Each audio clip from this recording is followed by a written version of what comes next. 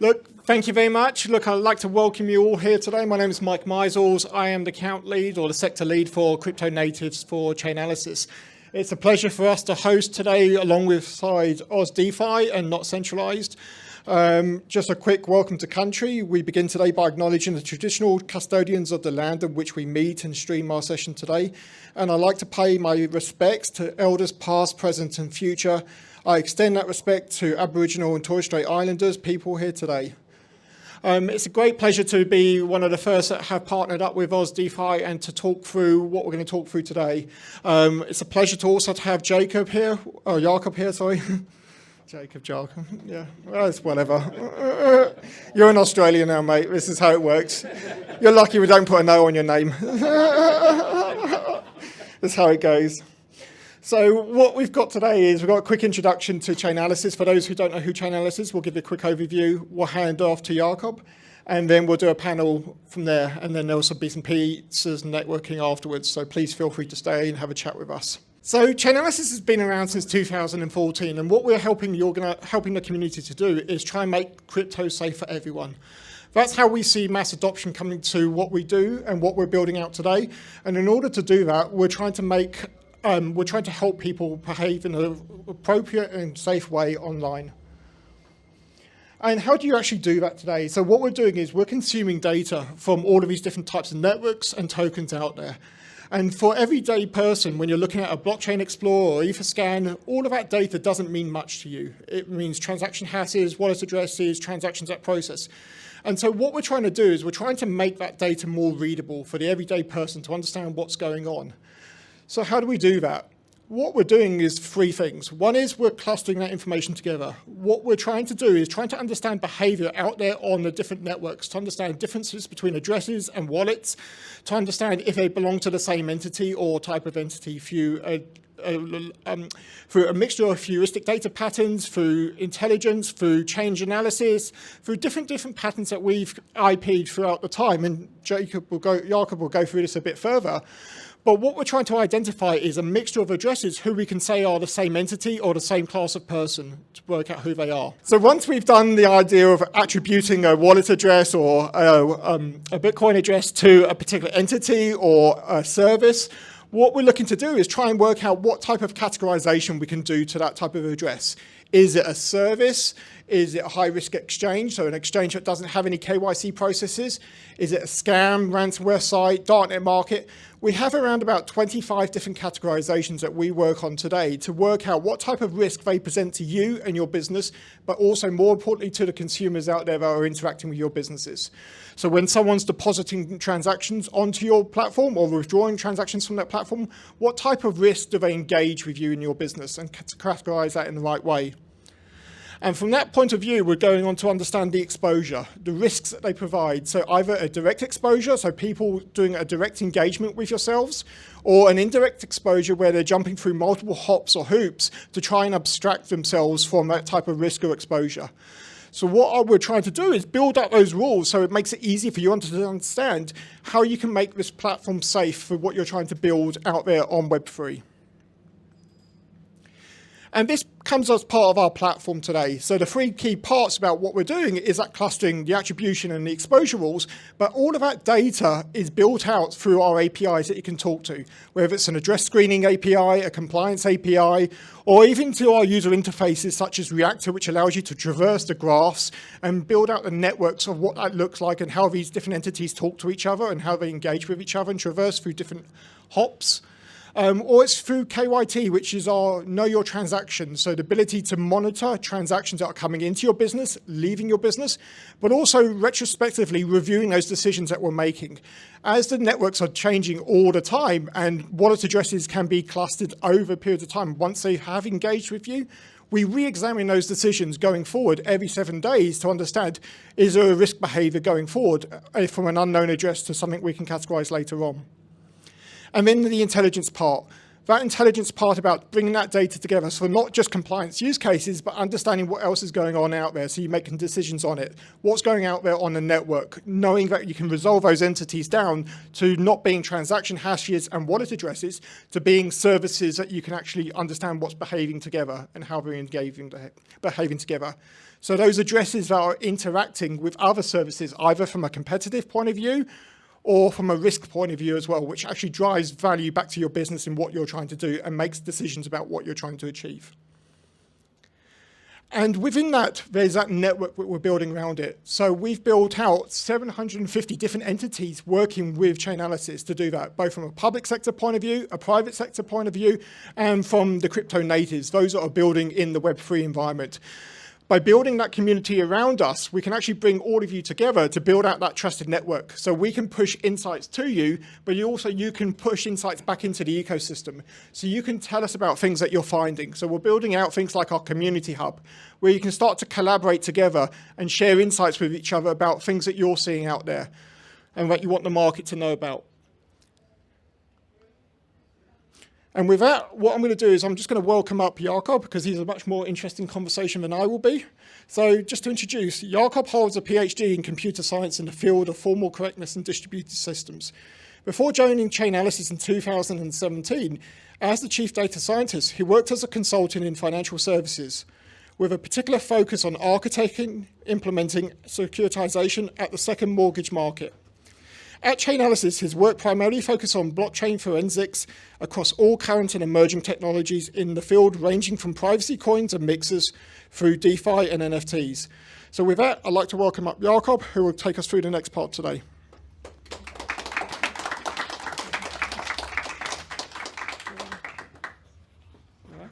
Let's see if I know how to operate this. All right, there's an arrow. I think that means next. Well, thanks everyone. Good to see this large turnout here. I'm happy to be here to talk to you a little bit about what we're doing in DeFi space. It's not advertisement. It's just some of the interesting work that we're doing, where we're seeing like what's the data supporting how the developments that are happening in Web3, and where do I see that it's going, and what are the things that we're working on to try to support that, to make it in what way can we further the Web3 development and therefore the adoption of blockchain in general. And so I'm going to be boring you for a little bit on that. No, hopefully not. This is my first time in Australia, so I'm happy to be here. So I'm just, I'm really happy to talk to you guys. So let's start with a slide here. At Chainalysis, we collect a lot of data, and I've collected a lot of data on blockchain over the years. And with that data, we can say a lot of interesting things, also things about what's going on in Web3. You don't need a lot of data over time to say this, but this is interesting nonetheless, because this is the first year that we have actually seen a fairly tight connection between how the tech stocks, so for those of you not familiar, NDTX is the NASDAQ tech sector index. And so you can see that the price of Bitcoin is actually highly correlated, or at least appears to be highly correlated, right? And that's something we've seen over the first half of this year. And that is a new trend. I think that's a sign of maturity of blockchain and how people actually view blockchain technology. And I think that's good for all of us. That's not a lot of Web3. People don't think of Bitcoin as part of Web3, but I do think that store of value and like other things that Bitcoin offers also play a role in this world. I might even argue that I think that the Lightning Network is part of Web3, but maybe we can have a conversation about that. Maybe not everybody agrees.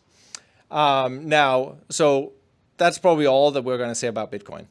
So now let's look at crypto more in general. Every year we put out what we call the Cryptocurrency Adoption Index. It's a term that we have coined ourselves. We have some really smart economists that sit and look at this problem and try to determine like what is actually going on in crypto, how are different countries adopting crypto into every aspect of their lives. We're going to go into a little bit more detail about that. There's a blog on that. There's a QR code if you're interested, so you can go and read it.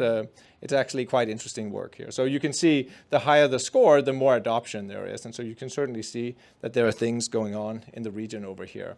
And so if you zoom in, the way that we're doing this, for the ones that are interested is that there's a number of scores that we look at how much are people interacting with centralized services and decentralized services, how much DeFi activity is there going on, how much are people using peer-to-peer exchanges. So taking all that blockchain activity, both on and off-chain data, and then trying to see how it mapped to countries around the world. And based on that, depending on how highly people score, we rank the different countries to make to give an idea of adoption. And so this is what the score looks like this year with Vietnam on top. We see the Philippines up there, Ukraine. Ukraine is a new trend as of last year, and I think that's heavily driven with what's going on there with the war with Russia and everything. And so people have taken a lot more to crypto. So adoption, it's an interesting blog, so go and have a look at that.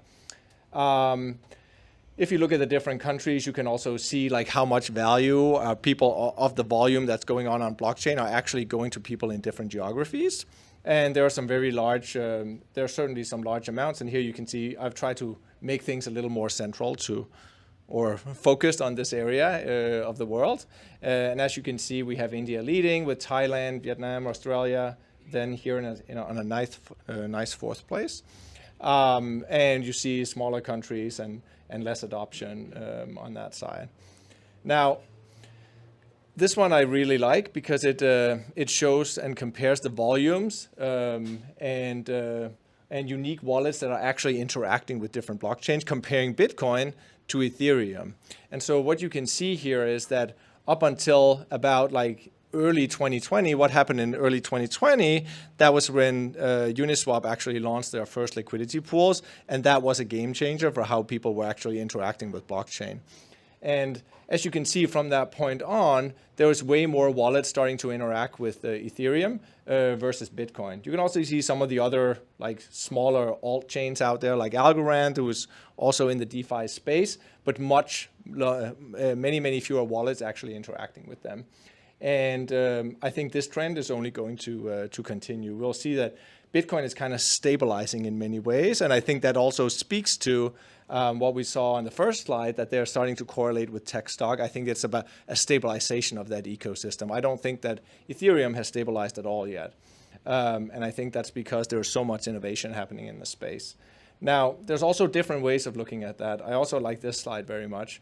So this is if you look at the volume that's being spent on different blockchains and how it has been distributed over time. Obviously, in the very, very early days of blockchain, it was all Bitcoin. And it was all Bitcoin onto around like maybe 2011. And then we saw a bunch of altcoins started, right? And there were altcoin seasons, and we've seen, in 2013, we had one of the first bull runs. But what we have really seen in later years is that, again, altcoins and Bitcoin are starting to be a very, very low percentage of the volume that's flowing in blockchain. Other than that, it's smart contract-based coin. So when we say smart contract-enabled coins, it could be anything from gaming to DeFi, like all of that. And we're separating out stable coins because stable coins service two functions. They're a big part of DeFi, but they're also a big part of institutional movement of funds between each other. So it's important to separate that. But I think this part here is what really excites me. You can really see how big DeFi is and how much people are actually taking to it. And I think also this percentage right here on pure value trades or movements on Bitcoin and similar kinds of altcoins is only becoming a smaller and smaller fraction.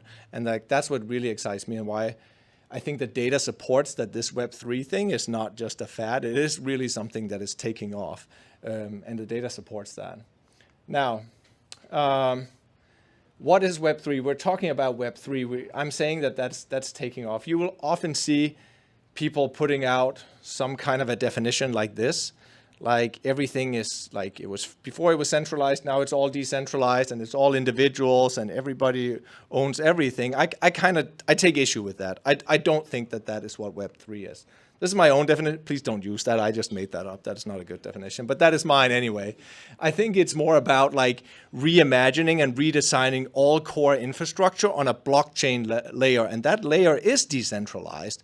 But I think that's what Web3 is, and that encompasses so much more than these definitions about like that it has to be fully decentralized and trustless and permissionless and all of that. I think we need to get away from that because it's so much more. And if we want to get to like mass market and mass adoption, I think that's what we should think of. If you use that fundamental layer, you are Web3, or like that is the idea of Web3. And I think that's a lot more powerful. Like, everybody here obviously knows a lot about what's going on in Web3, like whether it's like investment or lending or arts and culture, or whether it's infrastructure or whether it's DAOs. Like all of these things are happening, and there's a lot of exciting innovation happening in all of those spaces. Now, let's dig into that a little bit more. So if we start to look at the data again on chain, like where is it currently at? And so this is data from mid-year 2022. If you look at the blockchain activity so far this year, how it actually distributes of the number of transfers that are happening and also the value. So you can see here the size of the blob is how many services are different services account for that activity. So you see a lot, like there's a lot here, and there's a lot in infrastructure, there's a lot in NFTs. But one of the things that we're seeing is that gaming is really starting to come along. Like they might be down here and not a lot of value and a lot of transfers, but this has accelerated a lot. If we go back about a year, gaming wasn't really on this chart. And so, but that's, again, it's really exciting. There are just so many different things going on, all contributing to this Web3 infrastructure. All right.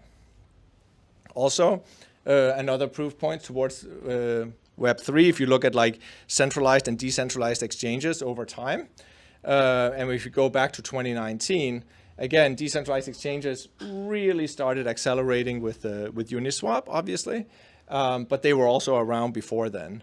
But if you start looking at this I think is really, really interesting, because you might see that the transaction volume has gone down with the price crash. Like, right, we are in a crypto winter, maybe, let's call it that. But anyway, the volume going into decentralized exchanges has certainly been dropping. But if you, on the other hand, look at the number of transfers, that means that people actually engaging with decentralized exchanges, it's actually still increasing. And that is really interesting, because it means that despite prices dropping, people are still engaging.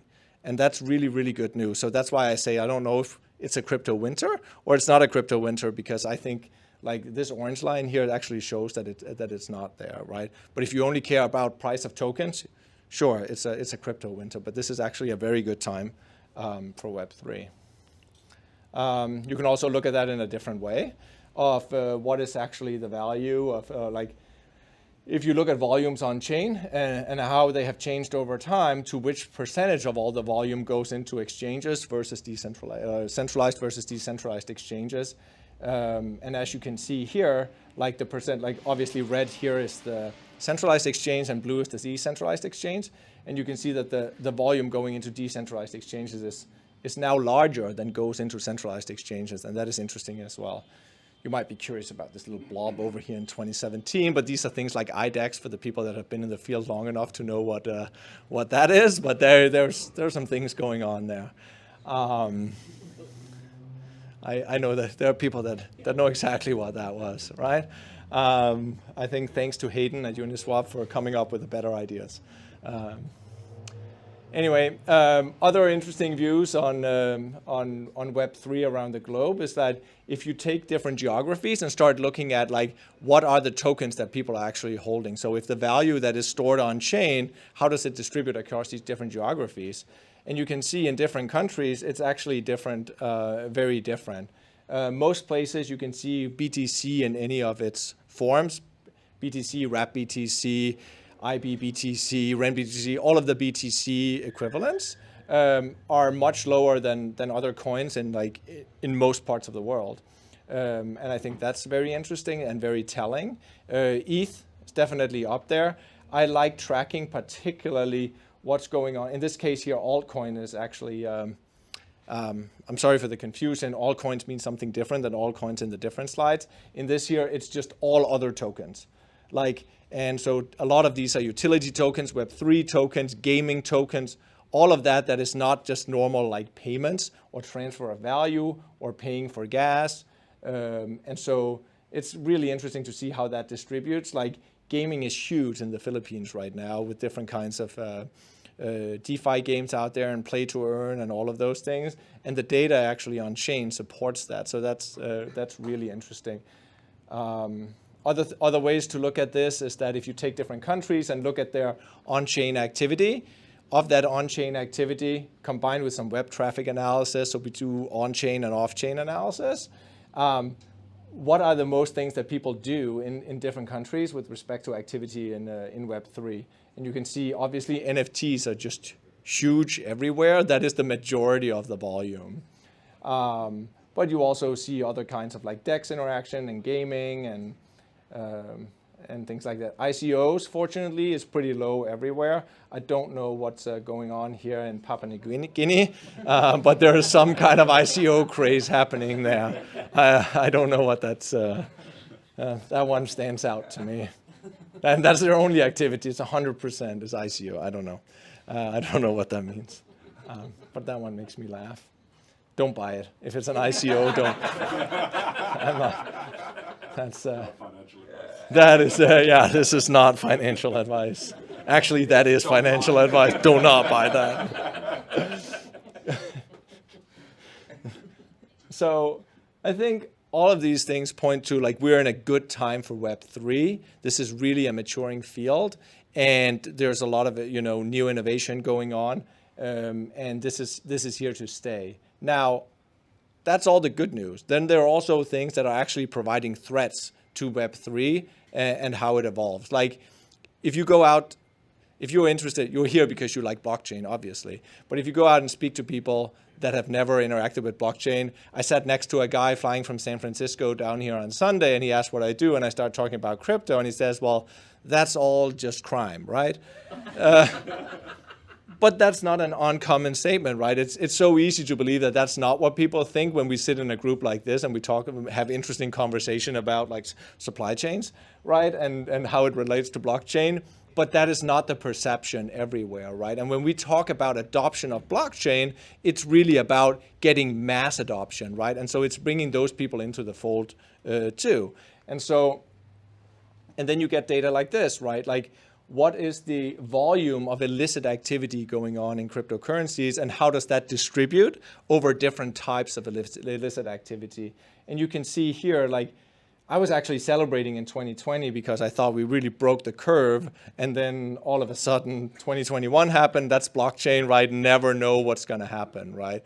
And so scams remain a big part of crypto. We see that there were stolen funds in 2021. That's a lot of DeFi protocols that were compromised, right? In 2019 here, you see like scams grew like really hard in 2019 during some crypto winter. In 2018, it was a lot of exchanges that were compromised.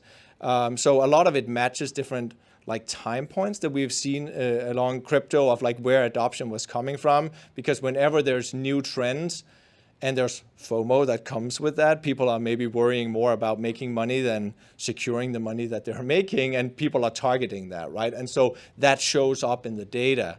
I think it's all part of an evolving space. Like you realize that there are vulnerabilities, you cover those vulnerabilities, or you try to harden those, you harden the security on those parts, and that's all part of maturity. So I don't think that's necessarily a problem. But this is the kind of data that some people see, and they conclude that this is all crime, right? Because that is a lot of value moving of illicit funds on chain. Now, but you can't take that data without actually looking at it as the percentage of the activity of that volume that's going on chain.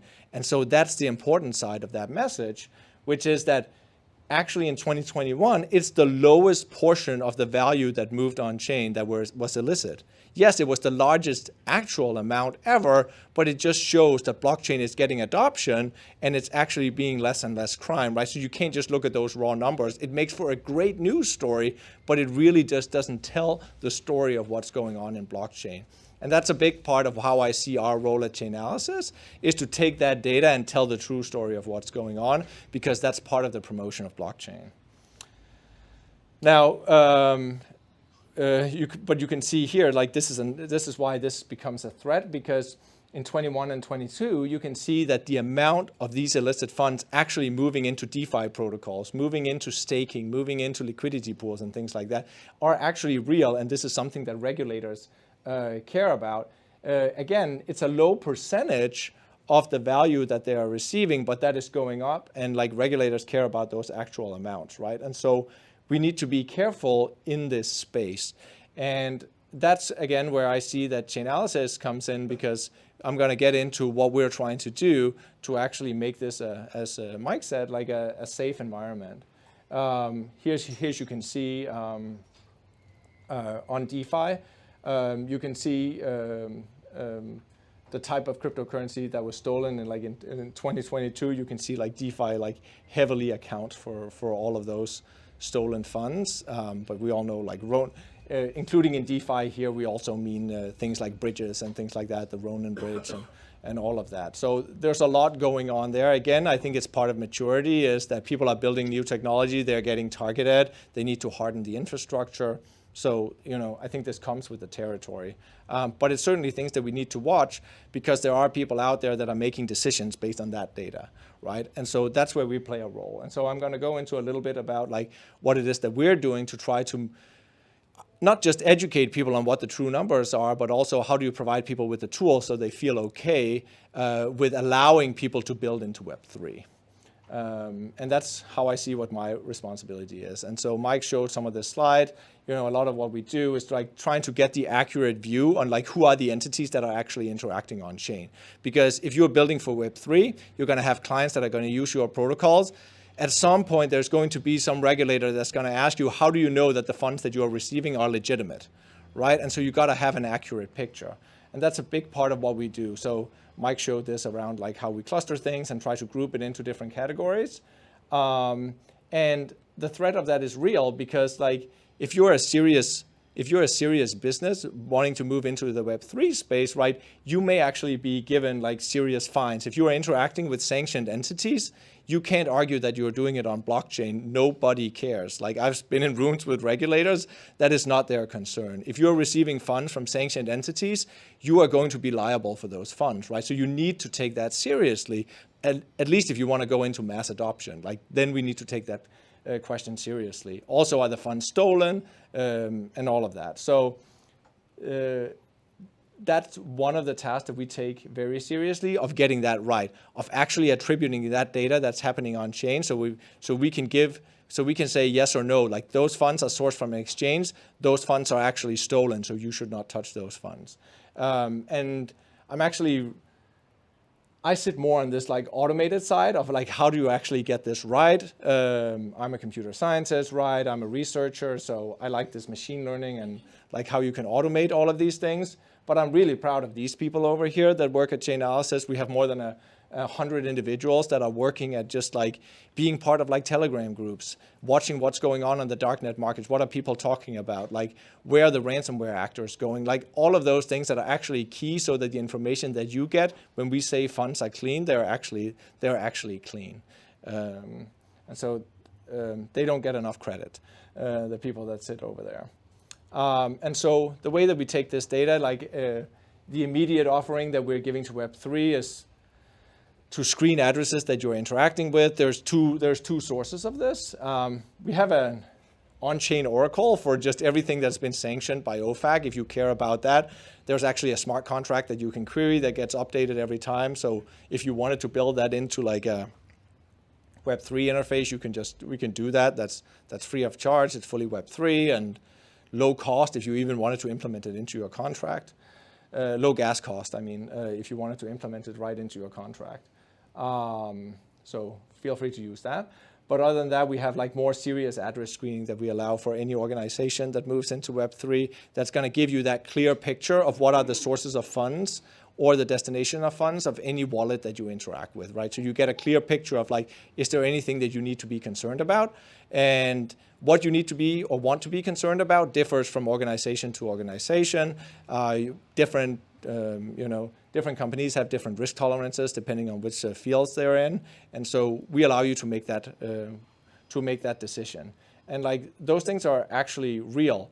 of like the difference it means to have the right teams working on expanding those attributions. Like if you take something like, if you were, this is a Bitcoin related thing, but like Hydra Marketplace was sanctioned by OFAC, and if you go and look at what the designation says, it says, well, if you're interacting with any of these 100 addresses on Bitcoin, you're interacting with Hydra, and that's a sanctioned entity, right? Like what we can do with our data is that we can say, well, Hydra Marketplace is actually these 6 million addresses on the Bitcoin blockchain. So of course, depending on which camp you're in, you might want to argue, well, it's not one of those 100.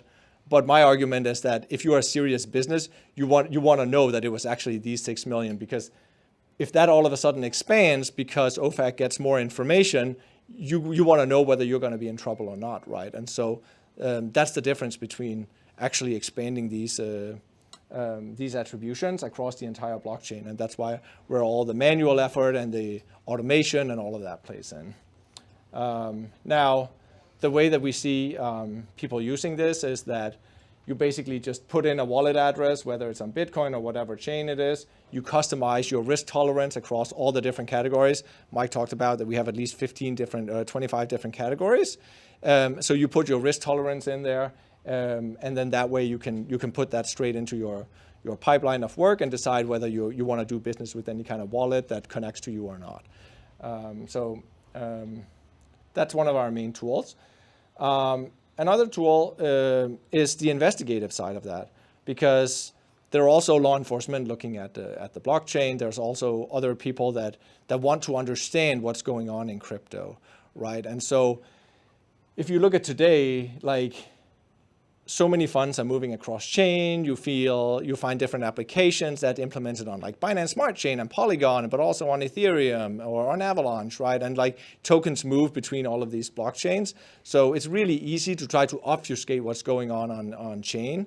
And so if you want to have friendly regulators or people that you got to play into that transparency. But what does transparency actually mean? Like, I argue that just because the data is there to know what's going on if you're an expert, it doesn't necessarily mean it's transparent. Transparency has something to do with availability, how easy it is for people to actually get that information out, right? Like, is a computer program transparent just because it's open source?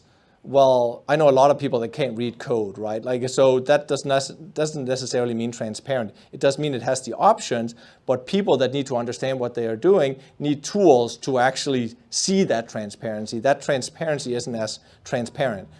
Sorry for the pun, but to everybody that's looking at it. And so one of the latest things that I've been a big part of developing that I'm very excited about is our new tool that we call like Storyline, as a way of looking at smart contract-based platforms.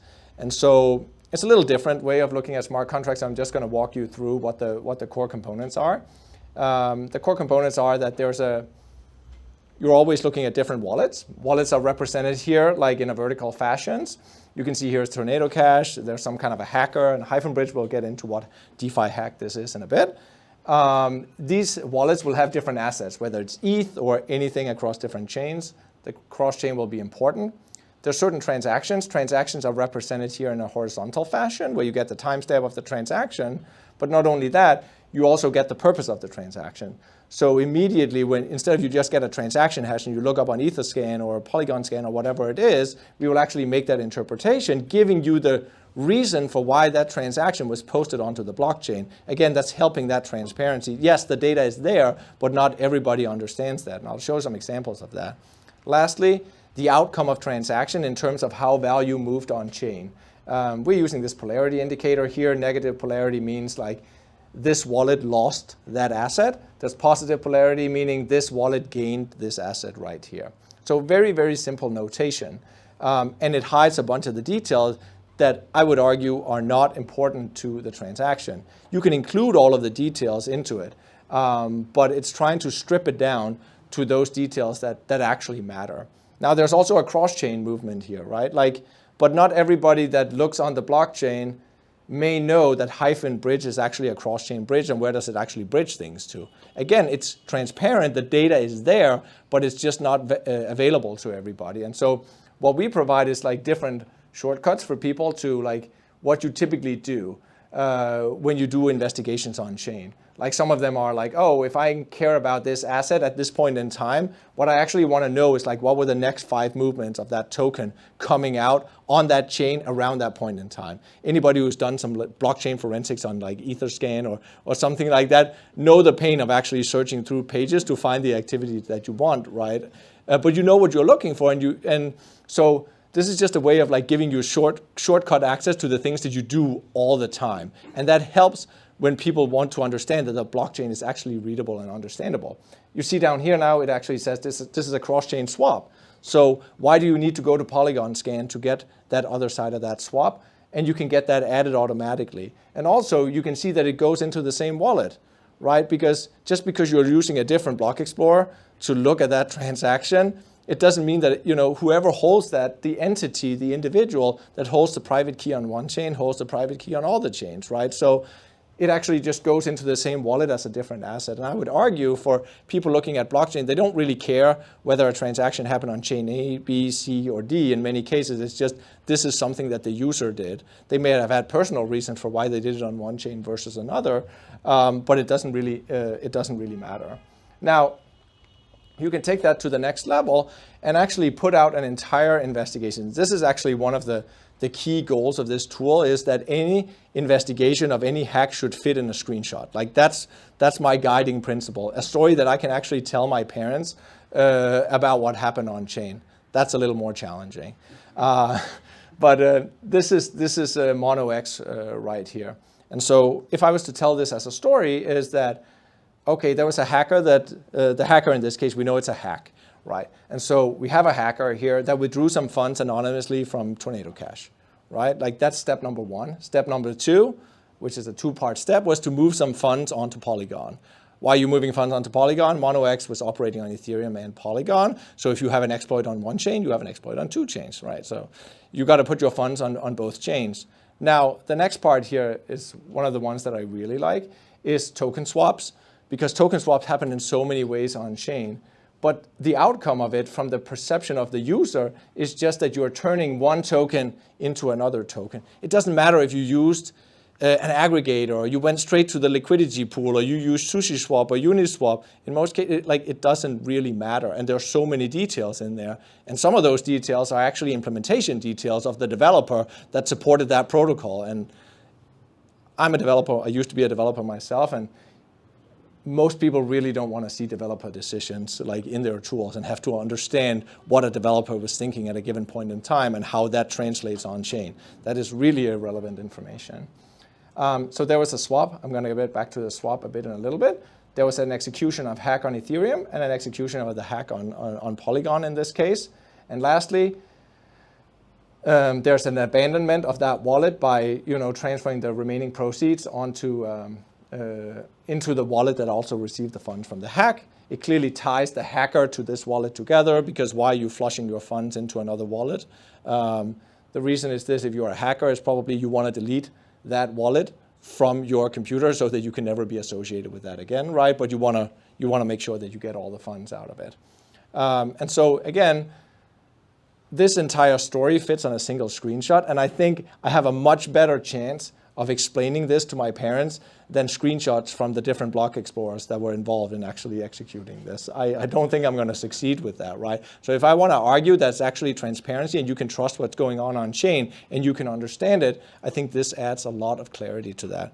So that's a lot of what we're building. We're going to get back to just the token swap for a second here, because token swapping on any kind of decentralized exchange is one of the most common use cases that you see on different EVM chains, at least, or I say most smart contract blockchains at this point in time. But there are 4 ways of doing it. Maybe there's more today. Probably one popped up since we met here today. There's always new things happening.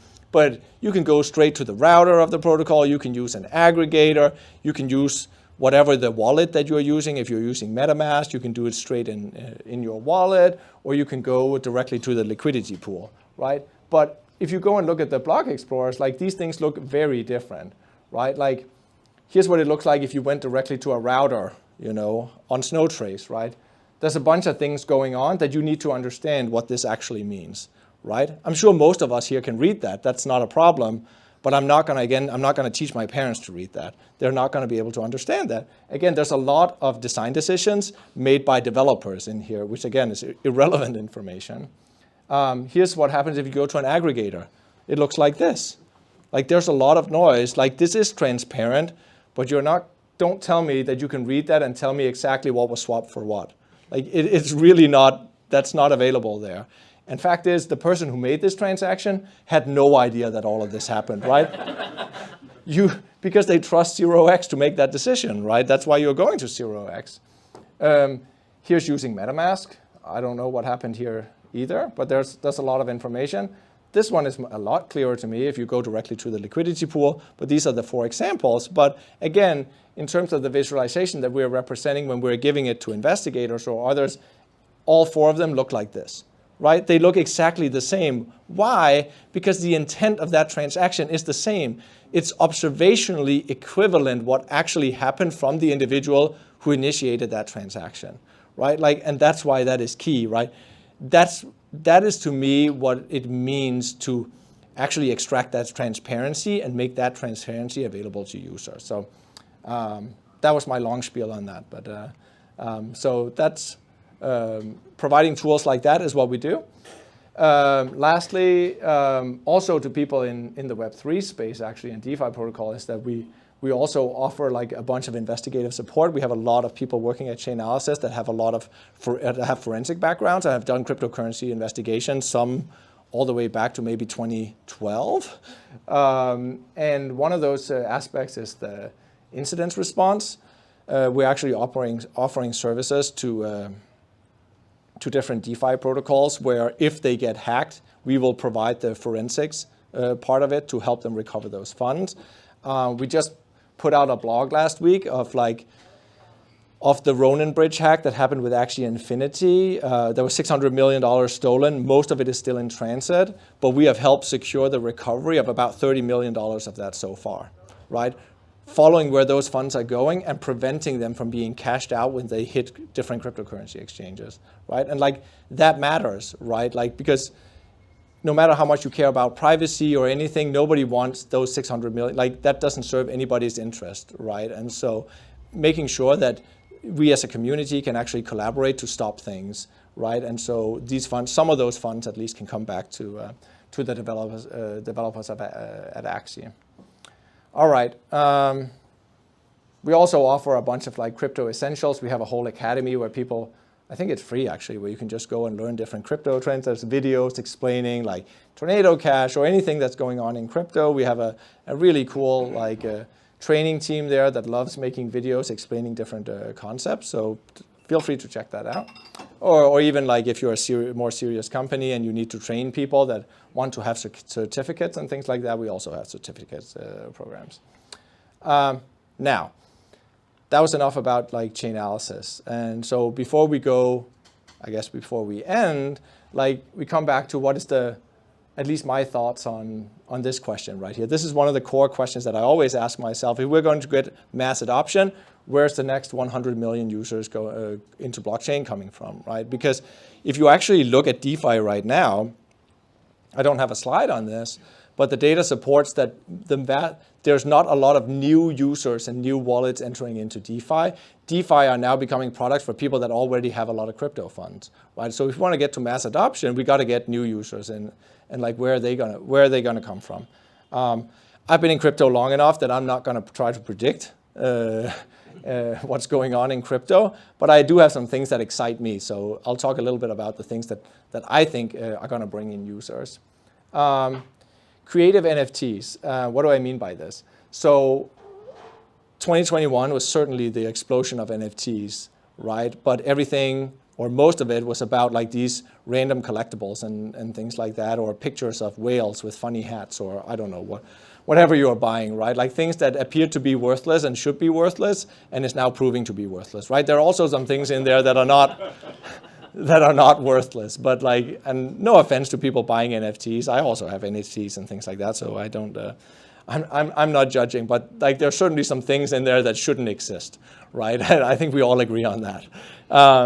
But what really excites me is to see some of the new creative uses of NFT, like expanding beyond images. Like NFTs are not just images, right? Like there are whole like token standards, like we're discussing like ERC 1155, right? ERC 1155 as a token standard just opens up for so many possibilities of what you can program into that, right? You don't even need to have limited supply, and like there are all these things, and like I really admire the creative community and how they are embracing that, right? You can see individual artists that don't want to sign up to labels actually selling digital rights to their music. Do you want to just explain 1155? Huh? Do you want to explain the difference to people? Those who don't know. I think it's gonna, no, I would rather have some slides to explain that. Because if you don't, I think it's gonna get lost. I think the people that know what the difference is can appreciate that, but like if you don't, like, we can talk about that afterwards. Come and talk to me if you want to understand what 1155 is, and then we can talk about that. But like you're seeing artists actually selling the rights to their music without signing up for labels, right? There are fans following their favorite artist and then buying the rights to their music in terms of like NFTs and maybe getting like playing rights. Like those things are super exciting. I think that's a great way of actually utilizing the powers of what can happen with NFTs. I think the only thing that have restricted a bunch of people in the creative space, and I know some of those people, are people trying to take advantage of creative people by thinking that I can sell your access to blockchain. There's really actually some people preying on people with not the technological skills to understand what NFTs are and can be, and that's a shame, but that's gonna change. So take good developers together with good creative people and throw NFTs at that. I think a lot of good things are gonna come out of that in the future. Worthless tokens, and I don't mean ICO, so this is not a message for Papua New Guinea, I guess. What I mean when I say worthless tokens, again, it's not ICO. I mean, I think a lot is going to happen with people issuing tokens that is not about value appreciation. So many things in blockchain is about tokens that appreciate in value and FOMO and buy-in now. I think there's a lot going to happen that's not about that. Temporary experiences, right? There's some large brands that are putting out like virtual experiences to fans of a given something, or using blockchain as a technology to promote a new movie without it being a digital collectible. Just things you can do on chains, activities you can do and forget about them, right? I think there's a lot there that's going to happen. So I think we need to get a little bit of way of thinking about appreciation of value. So that excites me. Worthless tokens, I'll buy them all. Another component is what's happening in finance, particularly actual private companies coming in and building new technologies onto layer 2s. There might be some of them in the room. But I think that is actually a good way of bringing in people, because you can lower transaction fees. That doesn't become a thing. People don't need to worry about how much it costs to actually be part of crypto. And so you can provide experience that are seamless and fast, but they're backed by that blockchain layer that they may not even ever know about that is there. So I think that's going to be huge for adoption. Lastly, a bunch of things are going to happen in gaming.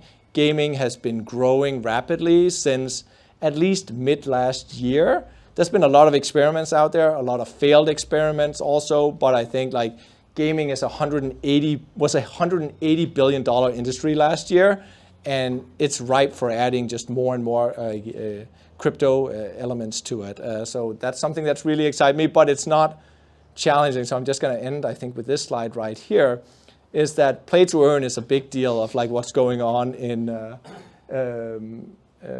gaming and blockchain, but play to earn is actually really, really difficult, because if you play to earn is about designing an economy that's actually functioning. And I think some of the people that are trying to build some games don't really get that and how hard that actually is.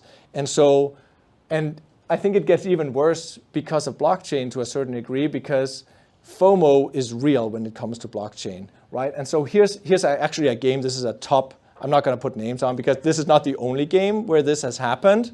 But this is something that is real, because you've designed an economy around a token that you can earn, but people are only earning it to sell it. And so if you're only earning it to sell it, you're selling into a market of buyers. But what happens when you saturate your market of buyers, right? If you're building a game, you only have so many users of any one game. You're not going to have constant users. So what happens when you saturate that market? Nobody is buying anymore, and everybody is just incentivized to sell and not use the tokens. Then this happens right here, right? But here it looks like it's all working, right? Because the FOMO is just bringing these users in at mass, not caring about the price, and then you don't have a functioning economy and it collapses. So you basically unintentionally build a Ponzi scheme. And I'm not claiming that people, and I really mean unintentionally, right? But that is essentially a Ponzi scheme, right? You're dependent on new people coming into the space. And that's because it's a hard problem. It's not just something you sit down and design. You don't just need to have a white paper for this to work, right? You need some people with economic mindsets, economists maybe, to actually design this in a working way. There are some successes out there, but there's a lot of failures. I don't think that's necessarily a problem. I think it's part of experimentation, and at some point we're going to settle on some tokenomics that actually work. Okay, good. All right. Some of the things that we're doing, I think, currently to support that space is providing people with a lot of business data to analyze. If you're building an application into Web3, you don't just need to know what's going on chain. You need data around your users, because if you're a private business, you need to grow your user base. You need to know what your users are doing. Probably you need to advertise, you need to market to bring people in, right? And the way that you figure out where to market, how to market, is understanding what are your users doing, or even what are your competitors' users doing, right? Because that might be the place where you want to go and get your next users, right? If you are just a regular business, these are things and decisions that you make like all the time, right? Because if you're building a game, you're basically competing for people's attention, and that is a very cutthroat market, right? And so you're not going to get around that. You need to do some marketing, right? And you need business data to make the right decisions around that, even to check how engaged are my users with my game. What is the engagement score, basically, of people using? Is it working? Is the initiatives that I'm doing, are they working? That's what guides business decisions, right? This is very different from like DAOs that operate in a very particular way. But these are the kind of information that regular businesses need, or private businesses need, that are actually not that are not decentralized and all of that, but like just regular private businesses that needs to pay salaries to employees, etc. Right? And so you need that kind of data, and we're building some tools around that, so that people can go and look up at like many different categories, like who's interacting with my ecosystem, who are they as users, when was the last time they were active, and all of that, to get those kinds of business trends. So those are some of the things that we're building. Examples here. Here's just an example like of how you can extract some of that data. This is The Walking Dead. They're building some blockchain experiences around that Netflix show. But you can also see like, where are my users, right? Like, are they coming from Binance and Coinbase? It gives you some idea of like where your users are in the world. And if a bunch of your users are already Coinbase users, well, maybe you want to go to Coinbase and advertise to bring in some more users, right? Like, those are the kind of business decisions that you need to make. And so we're looking a lot at that. Lastly, also like competitive analysis. Like, you might want to get information about like across other competitors that you have identified, like how active, like how many new addresses are starting to interact with us, and how many old addresses there are, and how active are they, and this kind of information. So that's something that we're looking at there. And this is like fully parameterizable, and like there's so many different parameters. But this is not a sales pitch on that, but we have some really cool tools and technology, and some really good data for you to look at if you are a Web3 company. And with that, I think we're gonna just stop.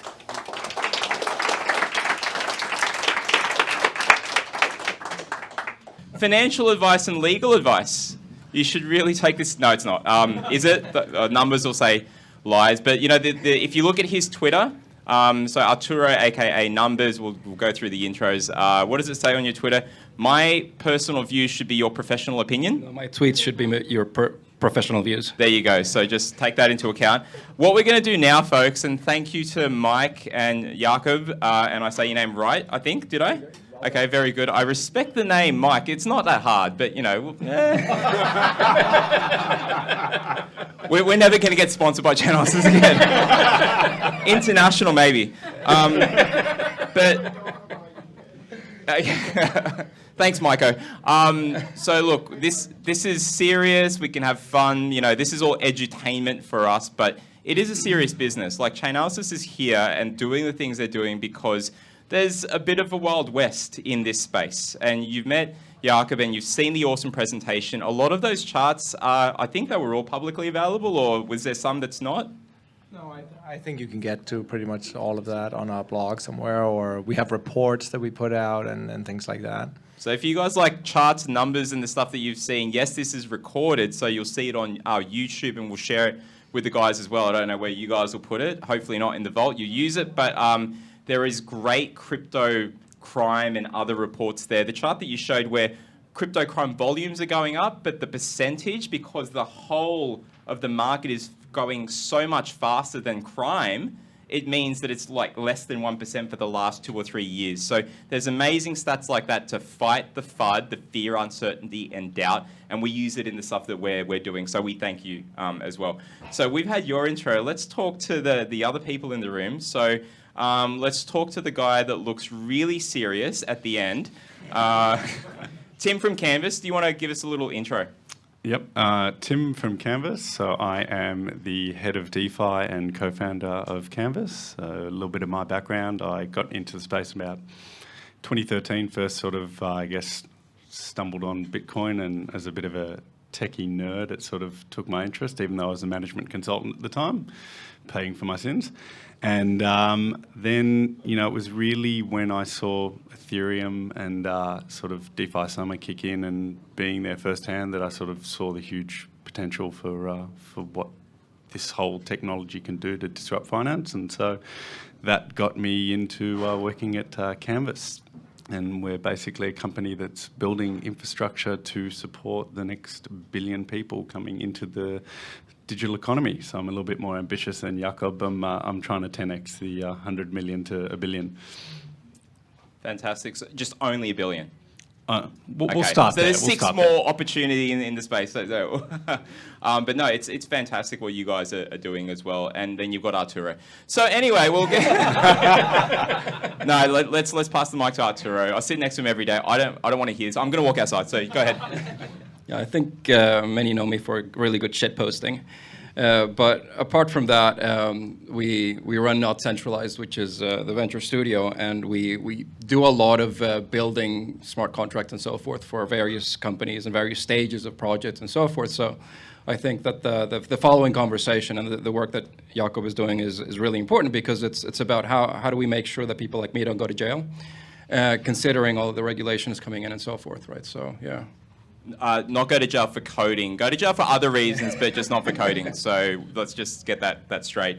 And it really is a thing that is highly of interest given Tornado. Thanks, Chris. Tornado Cash and it sounds different. There you go. Tornado Cash and all the hacks, the bridge hacks, and all of these things that are going on in the space. Like, we don't want it to continue. We want to have a safe space where people can develop and we can really fully utilize the potential and power of blockchain technology. And if you're not here for that, please do identify yourself. We'll need to talk to you later. But for now, the first question that we're going to ask, and we're going to go through a few questions, so 3 main questions, then we're going to go to audience questions. So you guys get to ask all the wonderful things. Hope you're not too tired to answer like some crazy, hairy audience questions. We'll see. I love those. Okay, perfect. We do love those too. So the first one is, how do we go about bringing more adoption to the Web3 space? Not just for institutions, which we're seeing coming in more and more, NASDAQ and others, but just given we know that there's better UX and UI that's needed, there's things like permission DeFi, we just saw all the analytics there, and other infrastructure tools. But how do we go about, in your mind, starting with you, Jakob, bringing about more adoption mainstream? I think a big component to that is actually allowing people to feel that they can trust DeFi, right? There's people are going to put money into this that actually matter to them, right? For a lot of people that have entered into crypto, it's maybe play money that you're putting into it and you're at risk of losing it. If this is going to be serious finances, there needs to be some level of protection, right? Like, people are not going to put their life savings into some investment vehicle if there's no security, there's no insurance on that you can actually get your money back, right? And so I think that's a bit at odds with this whole trustless setup. So I do take some issue with that. I actually don't think the mass adoption are people that want trustless. you want trustless maybe until you're the one who's at the losing end of that proposition. And so I don't think that that's a necessary part of it. I think it's something that we need to tackle if we want people to move real value, things that actually matter to them, into the space. And there's certainly a lot of interesting things going on there. People that are looking at like identity, and like also people that are like private businesses that are building things where they may have like kill switches on things that is not about trustless. And I think that's a core component of it, I think, for mass adoption. Why don't we go to Tim and then Arturo about this? Because I always like to leave Arturo to last, just to pay him back for the shit he does in the office. Anyway, go ahead, Tim. So I think from us, if I talk something close to heart for us at Canvas, I think we look at bringing adoption, into the space around solving two key challenges. One, which is currently, if you think about within the room here, we might be quite savvy in terms of accessing DeFi services, but on the whole, I think there's a large technology uplift for mainstream users, both from a custody perspective as well as for institutions from an integration perspective into the blockchains.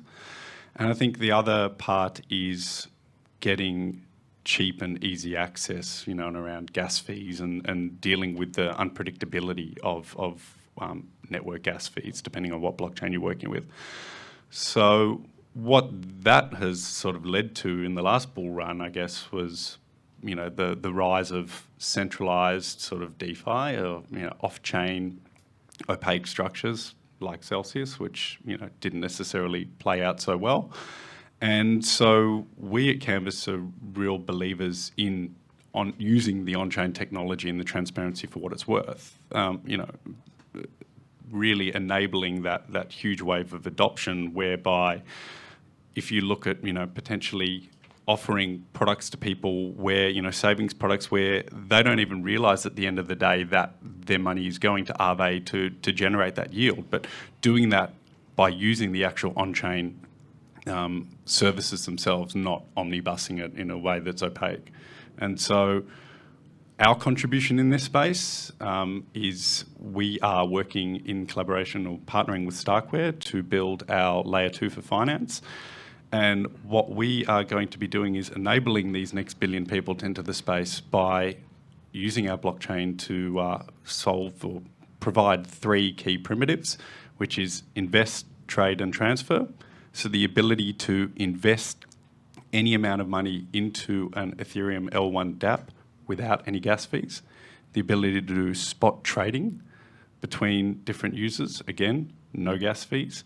And then also being able to instantly do transfers between users, real time, no gas fees. So we believe that by delivering this kind of capability and doing it in a way that is API first, where you can have anyone programmatically be able to call into this blockchain and be able to submit those transactions, is really going to open up the next billion people, because it means that banks and fintechs and other types of institutions are going to be able to offer these really powerful DeFi services to their users in a way that they can consume in a similar way that they buy equities today, or they might, use their high interest savings accounts. And so that's really going to open up the market to a whole new sort of world. No, that's really interesting, because a lot of people thought that when the whole Celsius and Voyager and all those crashes, hands up if you saw those kind of things crash when the market started crashing, right? Yeah, a few of you. And they said, oh, it's all DeFi. No, it was really sparkling CeFi, because it's not from the DeFi region of Paris. But, you've got to figure these things out yourself as you go along. So it's really important that we have those tools. Don't shake your head. That was a good joke, Katerina. That was a really good joke. I thought of that. I stole it. Let's go to Arturo. What do you think about this? Given that, the projects that you're seeing in the space that you are working on with me, how do you see mainstream coming in? What do you think we need? I think that we need to define what mainstream means, and I think that I usually say this. There's a distinction between widespread and mainstream, and mainstream is the legal version, right? But on top of understanding compliance of regulation and compliance of law, which is a necessity for mainstream, which is not an easy thing to do, right? Because we're effectively understanding what it means to encode law on chain. And it doesn't need to be immutable, right? You could do so in a mutable way. You just need to have the right workflow for it. But once you have that compliance, we also need to understand how do we build the infrastructures that we already have in let's call it on AWS and so forth, but on chain where it's necessary. And when I say where it's necessary, it's because we're effectively developing. It's almost like a new governmental system, but on chain. And that implies that we have to have, KYC processes. We have to have stores of identity that are, that people actually feel comfortable with. We have to have all of these different services for a well-functioning, let's call it blockchain ecosystem. So it's a really, really long way. It's not only about, making sure that we understand how do we not charge a gas fee every time we engage with the blockchain, which is not a problem that's solved yet, by the way, right? So it's a process for many, many people to get involved in and try to solve, big issues. So the key thing is that, we're all in it together. Like we can't just wait until someone else is going to solve it. Otherwise, we're never going to move forward. So it's interesting to see that, there are different angles of tackling it from the data perspective, from projects, from various things that we can build. But, given that there's been a lot of negative impact in the space, and, a lot of people think of this space as it's all scams, it's all hacks, it's all bad stuff. And where's the real stuff? It's been around for 13 years. I sound, like my friends that talk about this. But given the hacks, the impact of regulatory things going on around the world, how do we go about tackling that? What solutions are you guys seeing out there, or do you see that are still yet to come? Jakob? Tackling what? Regulatory issues and hacks and things like that. Yeah. Yeah, I actually think you led into it yourself. Is about you can't wait for we can't wait for things to come around, right? And there are two ways that you can approach that. You can say, if there's no regulatory clarity, it means I can do whatever I want until that regulatory clarity is there. I don't think that's helpful.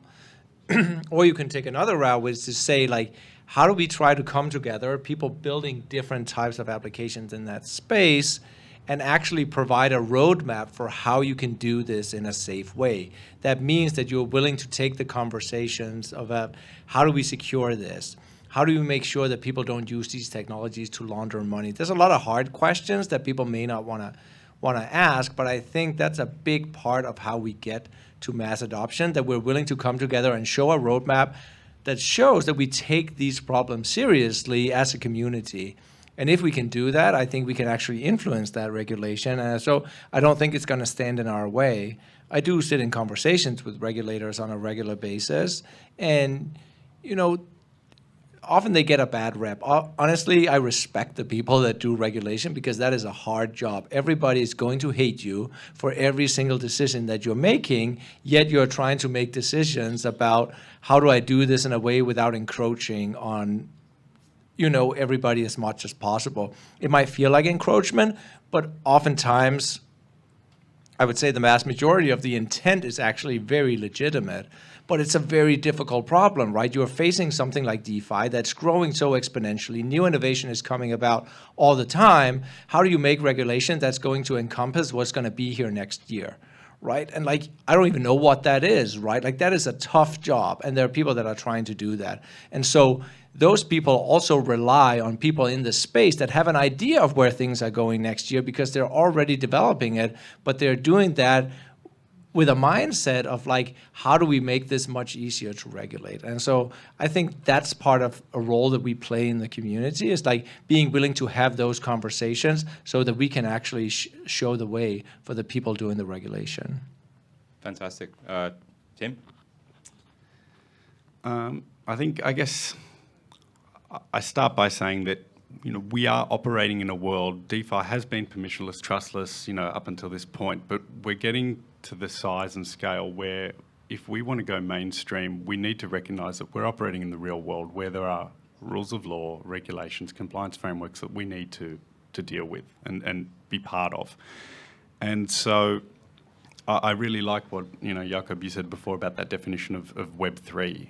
I think that really nails, what what we need to do to bring that next huge number of users in from an adoption perspective is to recognize that not everything needs to be, absolutely decentralized down to the nuts and bolts and trustless, and that there's going to be different ways to solve things. And so one of the areas that I find quite interesting is the emergence of that whole permission versus permissionless DeFi. And so you see some really interesting things happening at the moment with the likes of Aave and Arc, and with Maple, their permission DeFi pools, where, and I know John from Airtree wrote a whole article about this space yesterday, I think, or on Monday. The growth is really going to be when banks and institutions and real money comes in from mums and dads and into this space. We need to make sure that we are abiding by the AML, KYC, CTF, all the different frameworks that operate in this country and globally, because that's how we are going to get that huge wall of capital that is waiting to come into this space. And so I think we need to embrace it, and that doesn't mean that permissionless DeFi is gone. I think there's a space for that, but it just means that, maybe if you're interacting heavily with permissionless DeFi, that doesn't allow you to go into a permissioned pool if you're not willing to KYC and actually, be part of the real world. And so, it's finding that balancing act. Oh, you're right. There's a massive wall of capital just waiting there if we can get things in a safe kind of space. Arturo. Yeah, it's an interesting one because having been on the banking side, working as a derivatives trader, every time we were going to do things that were big, we would used to have a lawyer. And after Tornado Cash, we thought, as a team, well, we are dealing with derivatives, with contracts, with legal contracts that have value. So we need to follow the same type of principle because that's what we know. So, we started thinking about, how do we budget up? We need to have a team of fuck-off lawyers because, it's a really important thing. So what kind of lawyers? Fuck-off lawyers, okay. Yeah, the scary ones. But at the same time, you realize that innovation in this space does not come from people that can afford a team of fuck-off lawyers. It's simple as that. So this is where you start to see where the cost of regulation actually impacts creativity. It impacts innovation. It impacts so many things that, it's basically building a moat around people that have once made it. And that's a real problem, right? We can say very much that, we need to abide by the rules, we need to do this, we need to do that, but what is the actual, real solution that me as a developer right now, today, can follow, right? And those are the things that we need to solve. So we're working on a solution, for example, where you the same way that we have the same patterns for security in terms of blockchain, through Open Zeppelin, you can have the same thing, but with regards to regulatory compliance, where that regulatory compliance is on a per jurisdiction basis. So effectively what you're doing is that you're kind of saying, well, I want to sell this specific token or this type of functionality within Australia. Bam, I download the Australian ERC20 token that does X, Y, and Z. It is a security here, right? And once it's deployed, it needs to be able to follow a compliance process because, that's what we would have had to do ourselves. A compliance process from a technology point of view and from a legal point of view. Now, what that solves is a really nice thing, which is that most people, when they talk about global compliance, or rather compliance on a global blockchain, it becomes a real shit show because you're talking about effectively the intersect of interjurisdictional frameworks. At the end of the day, you only care about the SEC, but it's still something that you need to care about, right? So in this scenario, you can create, let's say, an Australian regulated pool of capital or an ecosystem, and then you have the US ecosystem and so forth, which, to be honest, is what TradFi is all about, right? TradFi is all about different liquidity pools where everybody's KYC'd. So to your point, Jacob, it's not about having blacklists, it's about having whitelists, right? You're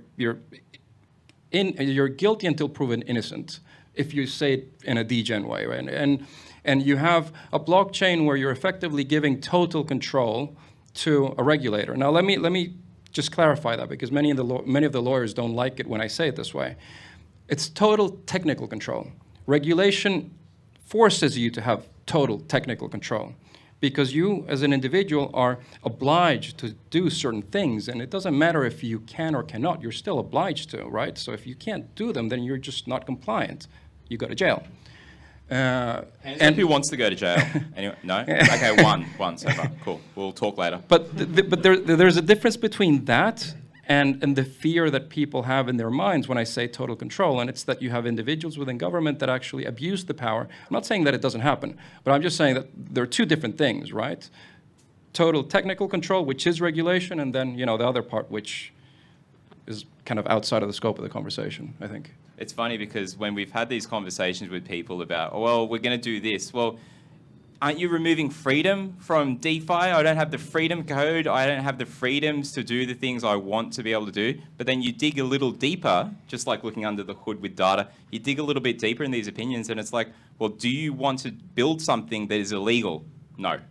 So this doesn't make a difference to you. It provides something that's safer for people that are not in the Web3 space to feel better about that they know that there's less of a risk to lose their money. We're going to jump to questions after the panel. Thanks, John.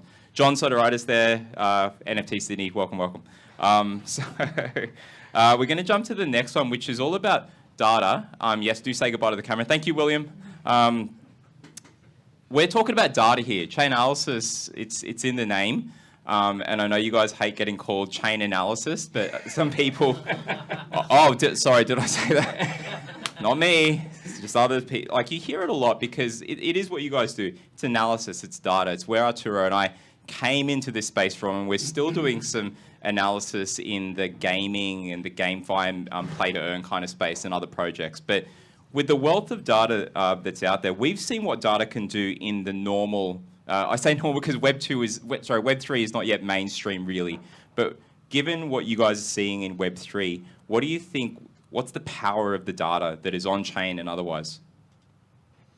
What could we do with it? I think the question, it's what do we do with the data, and also what effect can it actually have on the future in terms of, new forms of society, or, you go with it. That's a very easy question to answer, and it goes into like trying to predict what's going to happen in crypto and things like that, which are things that I don't like. Yeah, absolutely, financial advice and things that I don't like to do because we really just don't know. But that being said, like, transparency of the blockchain is absolutely one of the key components, and I think we all need to support that as much as possible, but it doesn't mean that you don't have privacy. But the fact that all this data is available, one of the powers of that I see is that I think we can actually move to a much more frictionless interaction with a bunch of organizations, because the data is there, even and can be analyzed. There are ways that you can actually get views of who you're interacting with without you having to actually provide those records. The data is there, and so you can use that data that's supported on the chain to actually automatically deduce reports and things like that, and you probably don't even need any eyes to look at it. And so if you look at just the number of places today where you need to provide information about your economy, your income, things that you're doing, the assets that you control, there's a whole bunch of things that can get a lot easier because of that data that is there. And I think that's one of the real powers of blockchain. Obviously there's some privacy concerns with how much data you want to put on chain. I think that there's going to be a lot of things evolving in that space of how to protect that information. And again, I'm not going to try and predict in which way that goes. I think it's important, and it's certainly going to happen. But that level of transparency, I think we'll actually see in the coming years, is going to open up for things to become, much more frictionless because it's just readily available for analysis. And I think that's actually really cool in many ways. Definitely agreed. Does anyone like filling in forms and putting your name again? Who went to Oz CryptoCon here, the convention? There's a few of you. Did you guys like when you fill in the form that you had to fill in the same details again? Just a little bit later. Anyway, so that was fun. But these are the types of things when you look at what is possible in blockchain, it opens up your eyes quite a bit more. Tim, what do you think about that? I'll agree with what he said. Love it. But I think took words right out of my mouth in the sense that I think on-chain identity, and whether that be we try and preserve privacy with ZK or traditional sort of options. I think there's huge removal of friction in how we do KYC, AML checks, and all those things in traditional finance world. And exactly like you said, the number of times you need to give the same information to multiple different parties, are they handling it all securely or not, is another question. So being able to help streamline that is a huge sort of I guess benefit to the economic productivity. And then maybe something a little bit more controversial, but better decision making by, say, governments and other organizations. I know stablecoins, CBDCs, all of those are coming in the pipeline. I think we're in a world now where it doesn't matter whether you're using your credit card, debit card, whatever, it's all available, and the data, there is a lack of privacy in how all of our information is captured, and shared and commercially or by governments. And so I think by people being able to see that transactional data in real time and on a global basis potentially allows governments to be able to make better data-driven decisions, especially, RBAs, rates rises, stimulus into the economy, all those types of things, become a lot easier when you have a blockchain-based backend. It's interesting because coming from the TradFi space, I was an equity analyst, and you'd look at company fundamentals, which come out in the US every 3 months and a month in arrears every 4 months. And in the Australia, it's 6 months plus a month in arrears. So, you've got this non-frequent data, and then you go to blockchain, and it's not the same kind of data, but it's real time. So it's really interesting, the differences there, what we can do. So, it's very encouraging to see what people can do and companies moving forward. Arturo, what do you think about data? Do you know much about data? Have you heard of it? I think, so following the lead here, it's obviously the data, but thinking a lot about economic policy and regulation, what the data tells you is the movement of people. It's dynamic, it's behavior, right? So think of it this way. Right now, and bear in mind, I'm not a lawyer, so you can trust everything I say, but when you're designing regulation, when effectively the designing regulation is about designing a tokenomic incentive towards how people should behave within a functioning economy, right? And people change when you propose a change for regulation. It's because you want to disincentivize or incentivize certain behaviors, right? Now, imagine a scenario where people actually do have that regulation encoded, and you can follow the actual results of these changes, where you can see the effect of the different constraints that you're applying into the overall system. I mean, that's a massive thing to be able to do in terms of saying, well, we actually propose regulatory change because this is the data that we're seeing, right? And therefore, we can almost assign a probability towards this is the type of effect that we'll have. Which is very much like what both Tim and Jakob were saying, but that ability to really design human behavior from a legal standpoint is fantastic. Are you saying that the nerds will win? The data nerds will be the victors no, it's not a race, but does anyone else want to add anything further to that? Yeah, I think Tim brought about a really good point. Not that that's surprising; he's a smart guy. But the blockchain data being available, I think we often underestimate how much our data is for sale, just in a very opaque way today, right? There's I often miss up opaque, so the other way around. I don't know why, whatever reason in my Danish mind, I use that word wrong every time. So just flip the meaning. But I'll tell a story about something that I realized living in the US that kind of shocked me, is that I go to the doctor, and what I don't know when I go to the doctor is that I do know that they use a computer system to check me in, right? What I don't know is that system is actually free for all the, service providers that use it. It's a free software system. But what happens is that all that data, it gets anonymized, that it's not me, but all the data about which prescriptions are written out and where they were filled is now for sale, right? So that's the business model. But I actually have no insight into that, right? I did not know that that happened. And that being said, even though it's like anonymized, like how many people have lived in the areas that I have lived, that visited the doctorate and had the kind of, like how long does it take to trace that information back to me, right? That data is for sale. I'm not saying it's the same in Australia, but that's how it is in the US, right? And you have no insight into it. If that data is actually on chain, some of that information, everybody can look at it and we can all agree about what you can and cannot do with that data. So there's actually powers to that. And so I think in some ways there might be a lot more things available not on chain than we actually know about. And I think that's important to think about. If anyone wants that kind of data here in Australia, just come see Arturo and I after. So.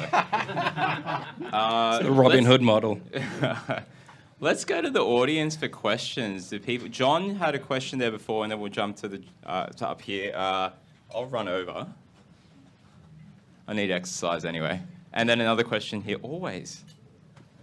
Thank you very much for that. I always have to ask the smart-ass question. I learned that from Will, who just left before. But kind of, it's a tough one. But how do we stop some kind of gatekeepers from emerging in this space and kind of it devolving into more of like a social credit system? Because, say for example, one of my mates thinks it's funny to send me some ETH from Tornado Cash. That's tainted my wallet now. It's probably going to impact my Chainalysis. I'm not even going to bother trying to say that one. It's gonna impact my record, and it might even deny me entry to certain like dApps in the future because they're like, well, he's got money from illicit sources. He shouldn't be trusted. So how do we kind of stop it from Chainalysis being the gatekeepers in the space and denying what's cool and what's not cool? Do we kick him out now, Chainalysis, or later? Okay, please let me know. So Kidding. I think the counter question to that is it's about information, right? Should it not be known to people that do business with you that may be where you're getting your money? Maybe you got it from a friend, so it's one step removed. But let's say you got those funds.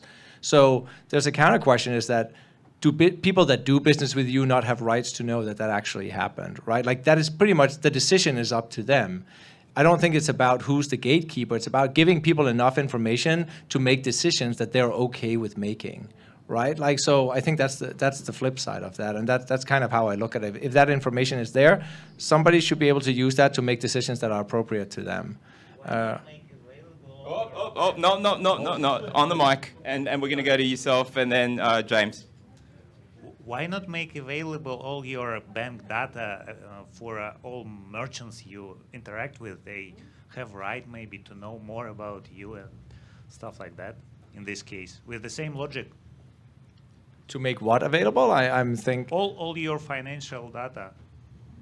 All your financial data. So when I go to the store, everything that I do, and they should make that available to. Yeah, maybe you got something from illicit source, or maybe not ethical source, right?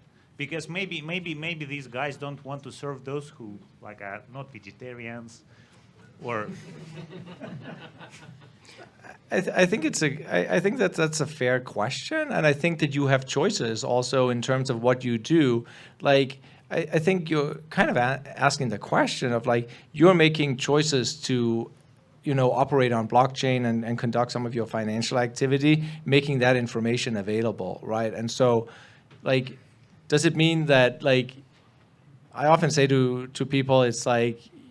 It's not privacy if you're just asking, I think we talked about that before too, right? It's not privacy if you're asking people to just look the other way. Like, I actually believe a lot in privacy, but that privacy needs to be real privacy. And if you achieve that real privacy, which you can on chain as well, like, that is actually possible, and that's what should matter, right? If you're doing things that are publicly available and you're saying it's not like I'm taking stuff that you have given me confidentially and sharing that information for people that are making the decisions. I'm taking data that you've shared willingly and also making that available to people that may not know how to query that data, right? But it's right there, and so I think that is different, right? If any merchant, like that might be a breach of trust. Like I can then choose what I choose to interact with and what I don't. Like if I go to a merchant that shares that information, I can make that decision. The same thing goes with blockchain, and the same thing goes with privacy. You can make decisions, and like that's going to leave information trail, and like somebody's going to look at that data because it's there, right? Like I don't think asking the question to look the other way, that's not real privacy, right? And so if you want that privacy, there are ways of obtaining it, and everybody should have a right to get there. Jakob, are you the one setting the policy? We can talk more. Huh? Are you the one setting the policy, or just the one that helps people find the data that's there? I think I'm the person who helps people find the data that's there, because that's what it is. I would love to set the policy. All right. So, hey, Jacob. So, as a fellow TradFi forensic analyst myself, having to work with fraud investigators and AML investigators and whatnot, and also working doing transaction monitoring, analytics and whatnot.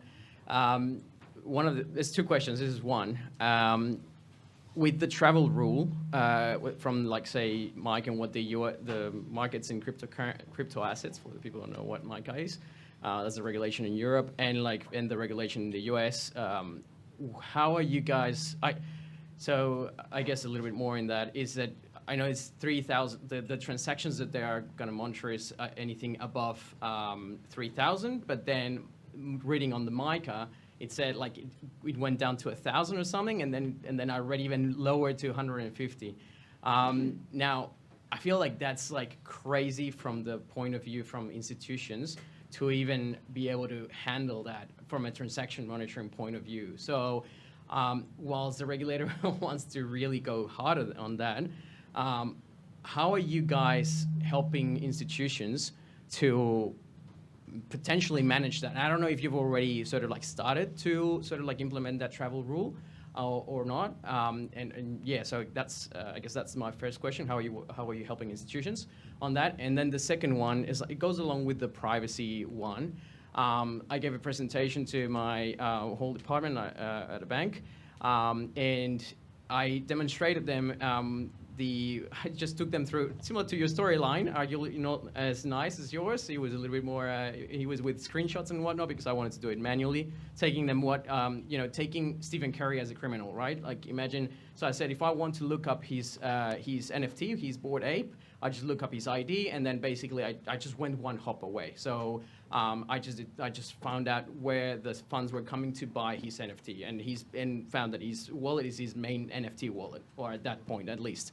So the best thing happened when one of, and by the way, I was actually selling Chainalysis in my presentation, so KYT in fact. So basically the best thing is when one of my colleagues, most of them don't know really about blockchain. So then one of them, the best question was like, oh, but what about privacy? I was like, oh, bingo. So yes, this is why we need certain level of privacy. So I guess in that second question is like, yeah, where's that middle ground where, where banks have to look into, well, they also need to care about privacy. So, and also privacy, in from different fronts. It's not only from, the fact that like you're doing illicit activity. So in fact, I use your reports to actually give my presentation saying that the volume from those transactions was actually lower. It was probably the same one. And the transactions were actually more. So yeah, that was a long-winded 2 questions, but yeah, first one is how are you helping institutions on the regulation, the travel rule, and the second one is more like where is that balance on privacy? Well, thanks for the question. So I think on the when you look at the how do you help institutions, I think there's 2 parts to that question.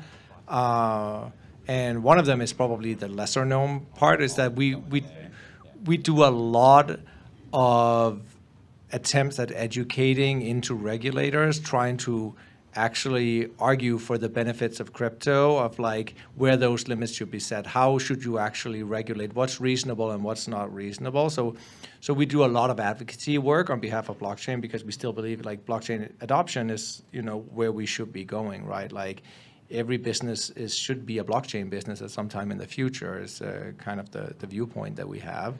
So that's one side of it, is advocacy work. I think that hopefully benefits all businesses. And to the other side of it is like, if regulation gets set, like how do we help businesses on that? Like, if there's regulation and you're a business and you want to do blockchain, you need the information as much as possible to show that you are complying. So whatever that takes to extract that data from the blockchain so that you can prove you're in compliance, it's not a stance on whether that regulation is good or bad. The fact is, if you want to be in blockchain and you're in a certain jurisdiction, you need to be in compliance, right? Whether you agree with it or not, that's not really the decision. So those are the two sides of that. And then when it comes to, I think that's actually a second component to that, because when you ask a regulator, like which points on the blockchain should be regulated, and I'd say that the moment that a regulator feels like they don't have insights into actually what's going on, as long as it looks like this is where I can't understand, that's the point where people are going to start regulating, right? And so a big part of what we are doing is actually using our tools to show that, well, it may look obfuscated, but it doesn't mean that you can't look through it. And so when you look through it, you can push those boundaries of where regulation actually needs to happen. And so that's a third component to what we do with that. And then lastly, like, where's that balance with privacy? And like, yeah, that is a great question. That is just going to be like a philosophical or like personal. Yeah, like I think that I believe that everybody has right to financial privacy. I don't think that just like I may have interest that I want to pay for on blockchain that I don't want people to have insights into. So I need to have some level of privacy of like, how can I make those payments? Right? Like everybody should have that right, but it also doesn't mean that I have the right to move $500 million without anybody knowing where they're coming from or where they're going to. Like that is a completely different question, right? And so I think it lies in like, again, just having some conversations also with regulators about like, what are these reasonable expectations? But we all have to be adults in that room and recognize that it's not the same to move $2,000 and $200 million, right? Like that is not the same, right? And so how do we have that conversation? That's a big part of it. Fantastic. Arturo, you wiggled the mic. Were you going to ask something? Yeah, I was wondering, do you see a scenario where regulators accept privacy where you have privacy on chain, but regulators will always know who you are? So I guess it's kind of like different grades of privacy, right? Nobody else knows who you are, but there's always the way in which law identifies you and penalizes you for poor behavior. I think that's a possibility. That's basically what we have today, right? Without blockchain, that's exactly the world that we live in, right? Like you can go and get information from any kind of business that's operating, like transferring value on anyone's behalf, and get that information, but it doesn't mean that all of us can see it. So certainly that's a possibility, right? It would just mimic what we already know. A question outside here. There's some people outside. Wave to the people inside. There we go. Hello. Is it working? We need line of sight, so we're probably going to get you stand up front. Really embarrassingly. Sorry. Oh, no. Might as well go sit on the panel. You need some diversity on there, bloody hell.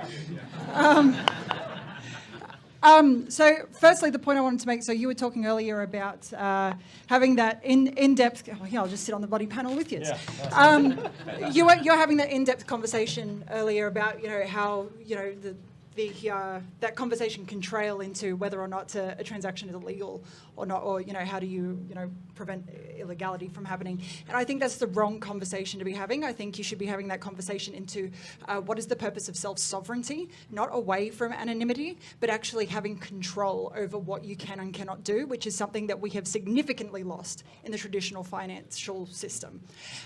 Now, the question I actually have is for Chainalysis.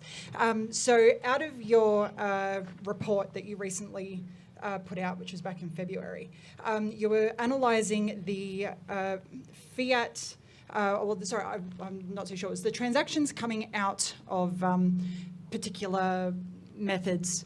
And it was for the majority of crimes being committed, whether it be, child exploitation or darknet markets or NFTs, the majority of those tokens or cryptocurrencies were going through centralised exchanges. And I think for centralised exchanges, it made up each time nearly over 50% of the the transactions for those categories.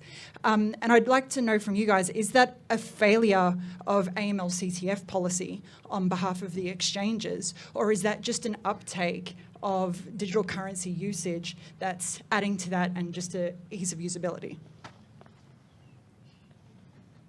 I think that's a great question. You're welcome. Let me say I officially answer question on my own behalf and not on behalf of Chainalysis. I don't think I have that mandate. And I think maybe it was around the mixers. Maybe that was the blog post that you're referring to, where we were tracking funds and where were the ultimate destination. No. So here. So actually, I was nice enough to actually screenshot it for you. So Can we put the chart up on the screen? No. No. So conveniently, they left this chart out of the presentation. So this is the one I'm actually referring to. So just for the people in the audience, it's got destination of funds leaving illicit addresses by crime type. And then they've got like child abuse material, darknet markets, frauds, oh God, I've got to have my glasses on. Cyber criminal administration, ransomware, sanctions, scams, stolen funds, terrorism financing, and for 9 out of 10 of those categories, centralized exchanges make up over 50% of those cash out methods.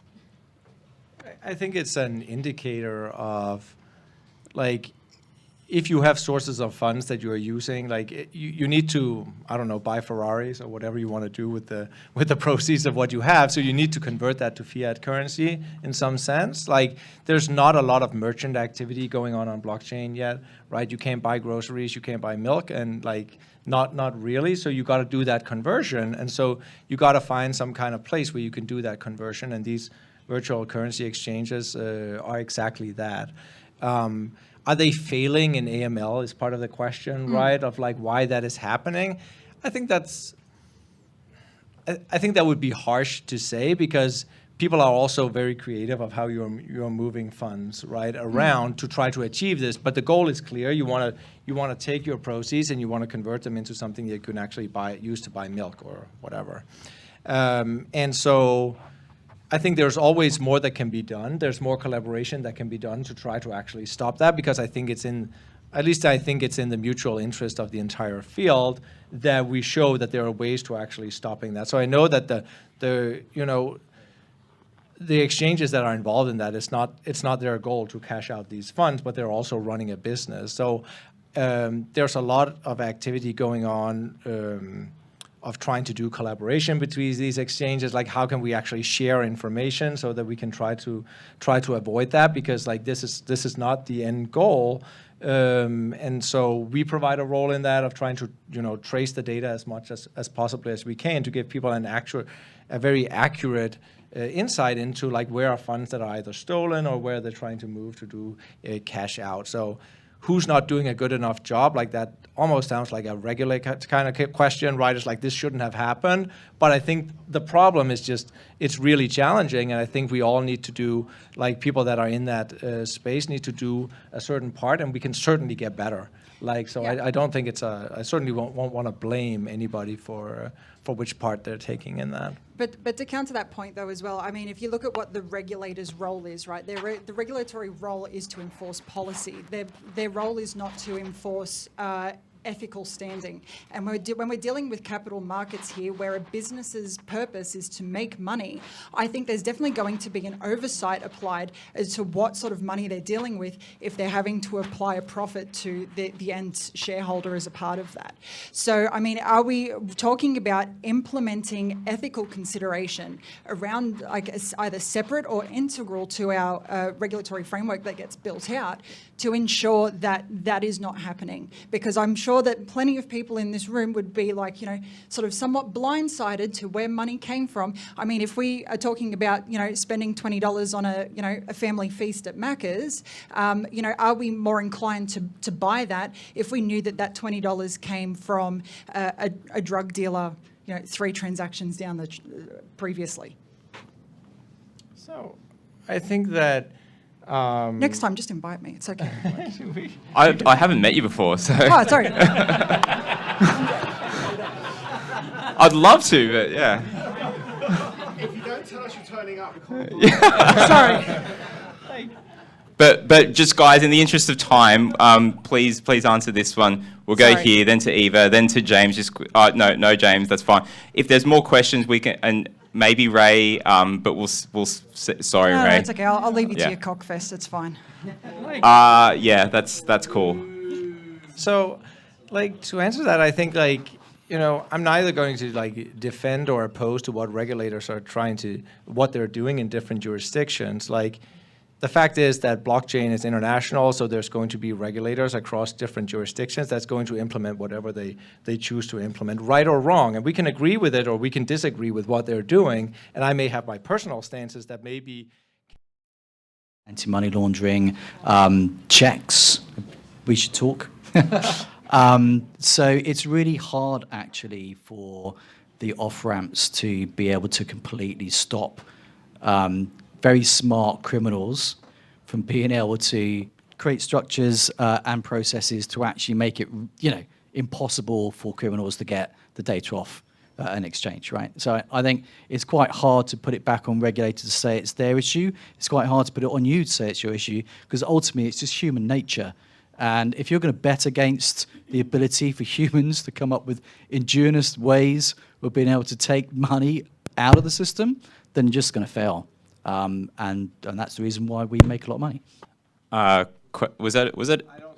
Oh, okay. Sorry. I kind of run around and pay half attention.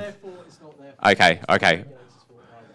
It's everyone's fault, but we've got. Okay. Sorry, guys. Hello. Thank you so much for this very interesting talk tonight.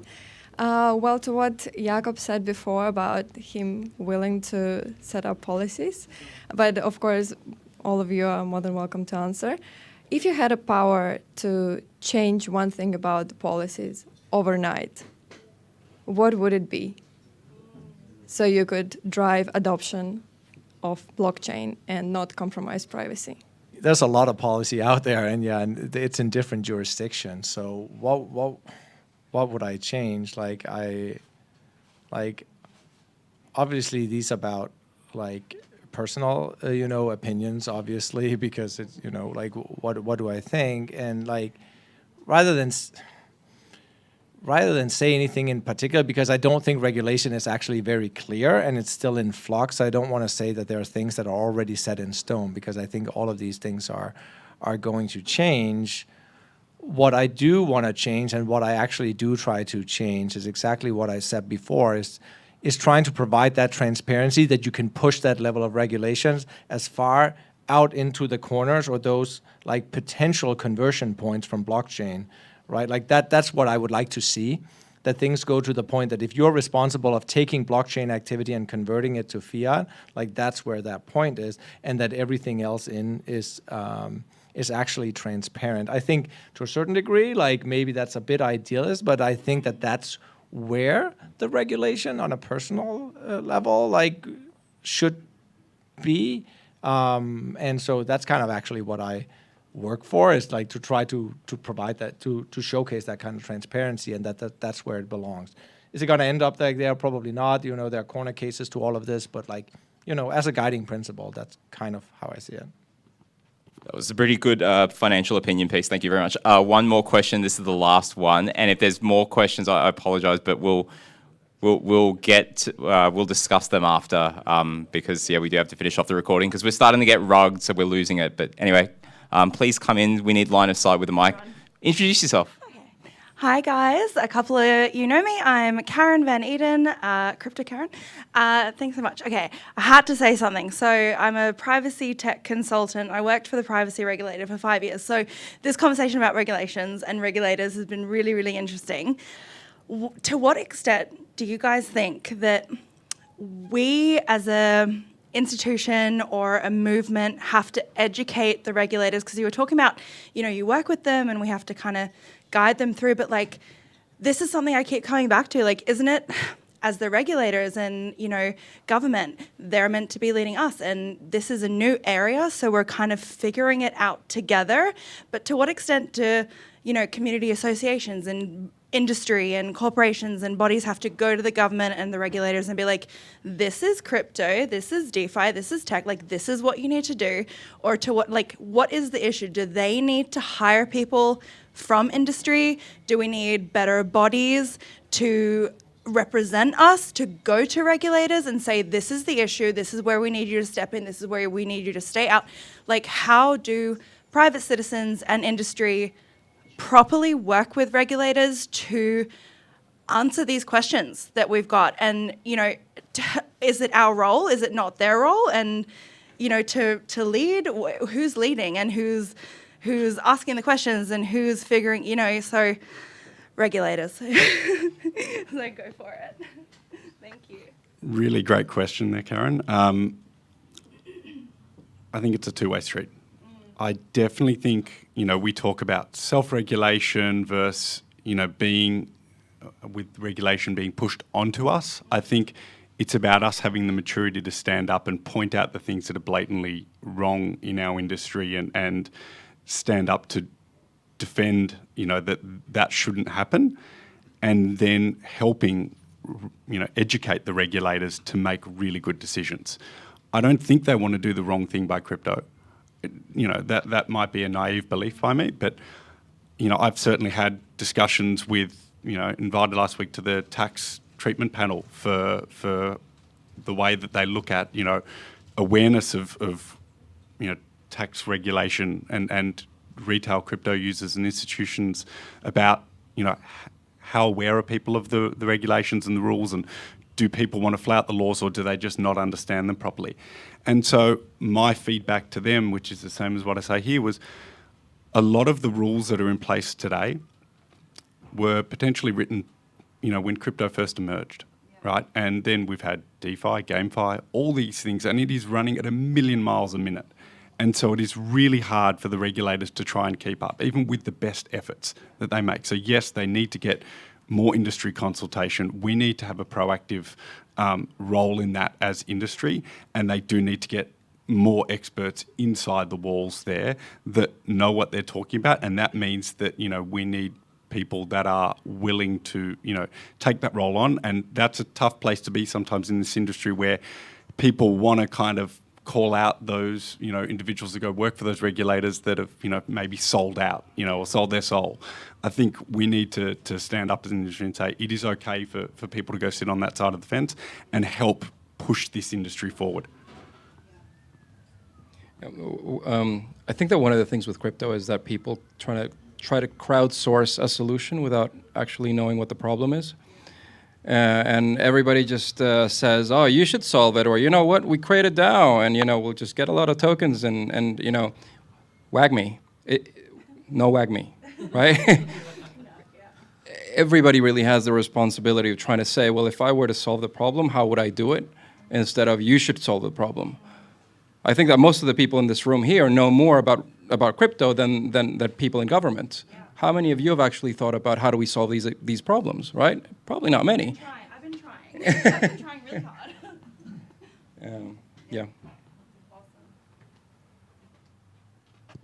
Yeah. Look, I said it was no more question. One more question. Like, I know you got a good one, so like save the best for last. Come on. Oh, thank you. Pressure. But that was really good.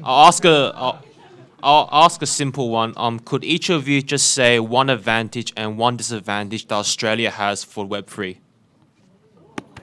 What a great question. You should be a politician. I'm gonna start with the Australians here, or the people that have been here longer. I've been here 4 days, so give me just a little bit of time to consider that.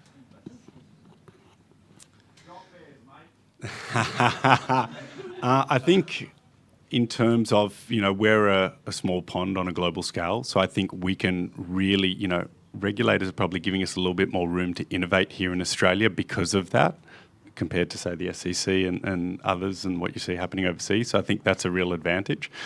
I think a disadvantage in Australia for Web3 is that just the pool of capital available here. I think, you know, you look overseas and you look at the deals being done for startups over there, they're far bigger overseas. We're getting better in Australia, but it's still not quite comparative. I can't say anything better than that, to be honest. I don't think I can speak to disadvantages, but one thing that I'll say from the conversations, not just for this week, but I've spoken to regulators, I've spoken to private sector players and public sectors in the space in Australia, and one of the things that I see that there's really an appetite for innovation, like even across more traditional sectors, that people are actually thinking with a lot of ingenuity in a way that I'm not seeing in a lot of other countries. And I've spoken to people in a lot of countries around this, and so I've been very impressed when I've spoken to people in Australia. Not just that people in this room are trying to innovate at a completely different level, but if you take people from more traditional sectors that are also thinking about actual proper innovation, like like maybe embarrassingly, I don't know, but like I've gone into some conversations expecting having to educate like some traditional sectors, because that's what I'm used to sometimes when I step into a room. And I don't mean that with disrespect, that I have to educate people. I think that's a big part of my job, actually, because I look at crypto every day, so I don't expect people that don't do that to understand it just as well, obviously. But I will say I've been humbled, actually, sometimes coming into those rooms in Australia and hearing some of the thoughts and some of the innovations that people are willing to do. And I think that has really impressed me, and I think that's an advantage that seems to be part of the fabric here. Fantastic. Thanks, everyone, for all these awesome questions. If you guys want to speak to the panelists, they're still here for some time. We're going to wrap up now. There's some more pizzas, so please do go get those and drinks. And there's no more pizzas. We got row. So the pizzas have been eaten. Thank you very much to all the panelists and all the speakers today. And thank you to Chainalysis.